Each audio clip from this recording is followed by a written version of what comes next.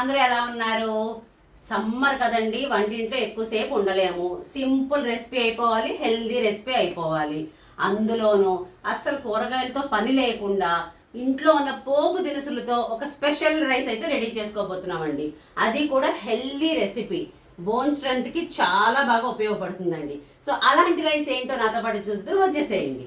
సింపుల్గా మనం ఇంట్లో అసలు ఒక్క కూరగాయ లేకపోయినా నేను చూపించిన పదార్థాలన్నీ ఇంట్లో ఉండే బేసిక్ ఇంగ్రీడియంట్స్ అండి.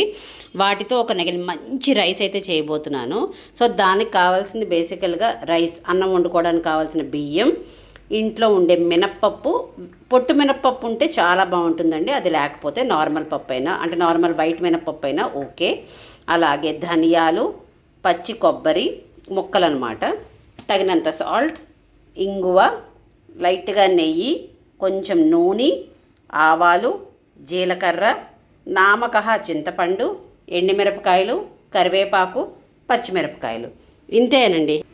రెగ్యులర్గా రైస్ ఎలా వండుకుంటామో అలాగే రైస్ వండుకోవాలండి. కాకపోతే ఒక రవ్వ నీటి చుక్కని తగ్గించుకోవాలి. నేను రైస్ శుభ్రంగా కడిగేసుకొని రెగ్యులర్గా రైస్ ఎలా వండుకుంటానో అలా వండుకుంటున్నానండి. చూసారుగా, కుక్కర్ పెట్టేసుకున్నాను. ఈలోగా మనం స్టవ్ మీద మూకుడు పెట్టుకొని అది కొంచెం వేడెక్కిన తర్వాత లైట్గా ఆయిల్ వేసుకొని అది కూడా వేడెక్కిన తర్వాత అంతా ఇక్కడి నుంచి అంతా లో ఫ్లేమ్లోనే జరగాలండి. సో ధనియాలు వేసుకుంటాము. వేసుకొని లైట్గా అవి పొంగేదాకా వేచుకోవాలండి. అంటే ధనియాలు చక్కగా మంచి అరోమాలా వచ్చేదాకా వేచుకున్న తర్వాత మనం పొట్టు మినప్పప్పు కూడా వేసుకొని వేచుకోవాలండి.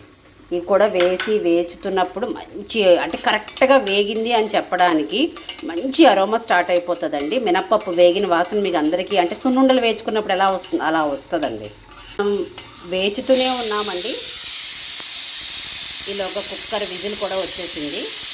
అంటే చూసారు కదా, సిమ్లో పెట్టి ఇంత బాగా లోలో పెట్టి వేచుకుంటూ ఉంటే మనకు అటు కుక్కర్ కూడా అయిపోయిందంటే ఎంత దగ్గరుండి వేచుకోవాలో ఆలోచించండి. స్టవ్ ఆఫ్ చేసేసానండి.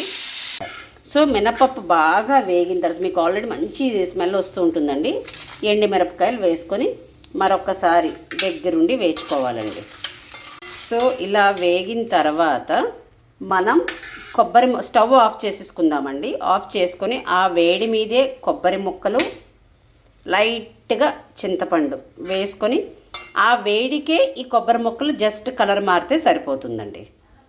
మా పాప సడన్గా వచ్చి ఏంటమ్మా పోపు మాడిపోయింది అది ఇదని అంది. అది పోపు కాదే, పొట్టు మినప్పప్పు బ్లాక్గా ఉంటుంది అని చెప్తే అప్పుడు తెలిసిందంటే ఈ రోజుల్లో పిల్లకాయలకి అసలు ఆ ఇంగ్రీడియంట్సే తెలియటం లేదండి. సో వీటిని మనం ఒక ప్లేట్లోకి తీసుకొని చల్లారి పెట్టుకుందాం. కంప్లీట్గా చల్లారిపోవాలండి.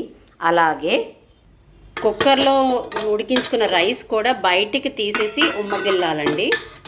సో ఇలా బయటకు తీసి పెడితే గనక రైస్ మెత్తబడదనమాట, అంటే విరివిగా ఉంటుంది. అందుకోసం ఇది. సో ఇది చల్లారాలి, ఇది చల్లారాలి. ఇవి చల్లారే లోపల మనం ఎండుమిరపకాయలు కట్ చేసేసుకుంటాము, పచ్చిమిరపకాయలు చీల్చేసుకుంటాము. అంతేనండి. సో పచ్చిమిరపకాయల్ని నేను ఇట్లా చీల్చుకున్నానండి. ఇంకో తెలుస్తుంది కదా మీకు, ఇట్లా చీల్చుకున్నాను. ఎండుమిరపకాయలు కట్ చేసుకున్నాను. ఈలోగా బాగా చల్లారిపోయిందండి ఈ మినప్పప్పు, ధనియాలు, ఎండుమిరపకాయలు, అలాగే అన్నం కూడా బాగా చల్లారింది. సో మనం ఇది ఏం చేస్తామంటే మిక్సీ చేసుకుంటాము. కచ్చాబిచ్చా, అంటే మెత్తటి పౌడర్ అవ్వదు, ఎందుకంటే ఆయిల్లో వేచాము కాబట్టి. సో ఎంతవరకు కుదిరితే అంతవరకు పౌడర్ లాగా చేసుకోవాలన్నమాట. సో ఇలా నేను మిక్సీలోకి తీసుకొని పౌడర్ చేసుకుంటున్నానండి. చూసారు కదండి, ఎంత వీలైతే అంత, ఎక్కడ ముక్కలు లేవు కానీ పౌడర్ అయితే అయిపోయిందండి. ఇంకా ఎక్కువ చేసామనుకోండి పేస్ట్ లాగా అయిపోతుంది, ఆయిలీగా ఉంటుంది కాబట్టి. సో ఇలా ఉంటే సరిపోతుందండి. స్టవ్ మీద మళ్ళీ అదే మూకుడు, ఇందాకలు మనం వేయించుకున్నాం కదండి, ఆ మూకుడే పెట్టుకొని పోపుకు కావాల్సినంత ఆయిల్ వేసుకొని అది కూడా కొంచెం వేడెక్కిన తర్వాత ఆవాలు, అది లైట్గా చిటపట్లాడిన తర్వాత జీలకర్ర, పచ్చిమిరపకాయలు, కరివేపాకు వేసి ఒకసారి మళ్ళీ కలుపుకోవాలండి. లైట్గా ఇంగువ, ఎండుమిరపకాయలు వేసుకొని మళ్ళీ వేయించుకుంటాం. ఆ తర్వాత మనం పౌడర్ చేసి ఉంచుకున్నాం కదండి, పొట్టు మినప్పప్పు, ఎండుమిరపకాయలు, ధనియాలు, కొబ్బరి అండ్ చింతపండు. సో ఆ పౌడరు వేసేసుకొని మరొకసారి శుభ్రంగా కలుపుకోవాలండి. సో ఈ పౌడర్కి ఆయిల్, లైట్గా ఆవాలు, జీలకర్ర, ఈ పచ్చిమిర్చి అవి పట్టేదాకా ఇంకొకసారి ఒక హాఫ్ మినిట్ 1 మినిట్ మళ్ళీ ఇలా కలుపుకోవాలండి. ఫ్యాక్ట్ చెప్పాలంటే ఇది వేచుతున్నప్పుడే వంటిల్లంతా మంచి గుమగుమలాడుతుందండి. ఏంటి ప్రతిసారి ఇలాగే చెప్తారు అని కాదండి, బాగున్నట్టు చెప్తాను. మీకు మొన్న చెప్పాను కదా, చూసారా కొబ్బరి ఉండలు, లస్కోరా ఉండలు వీడియో పెట్టాను కదండి. నాకన్నా మా ఆడపడుచు చాలా బాగా చేశారు అని చెప్పాను. అది ఫ్యాక్ట్. నేను అలాగని సరిగా చేయలేదని కాదు, నాదొక రకం, కానీ ఆవిడదైతే అమోఘం. అలాగా మనం చేస్తున్నప్పుడు ఫ్యాక్ట్ ఒప్పుకోవడం అన్నది కరెక్ట్ అండి. ఈ స్టేజ్లో కావాల్సినంత ఉప్పు వేసేసుకోవాలి. వేసుకొని మరొక్కసారి శుభ్రంగా కలుపుకోవాలండి. సో దట్ ఇవన్నీ ఏంటంటే ఇంకా పచ్చివాసనలు ఆల్రెడీ మనం మంచిగానే వేచుకున్నాం, కానీ మరొకసారి ఇలా ఫ్రై చేసుకుంటే కనుక చాలా మంచి అరోమాస్ అవి జనరేట్ అవుతాయండి. అప్పుడు మనం ఫైనల్ టచ్అప్లా రైస్ కలిపేసుకుంటే సూపర్గా ఉంటుందన్నమాట. సో మనం ఉప్పు కూడా వేసుకున్న తర్వాత బాగా కలుపుకున్న తర్వాత ఇప్పుడు ఈ రైస్ వేసేసుకోవాలండి. సో మనం ఈ రైస్ అంతా వేసుకున్న తర్వాత ఫ్లేమ్ని హైలో పెట్టి కంప్లీట్గా ఈ పొడి అంతా రైస్కు పట్టేటట్టు టాస్ చేసుకోవాలండి.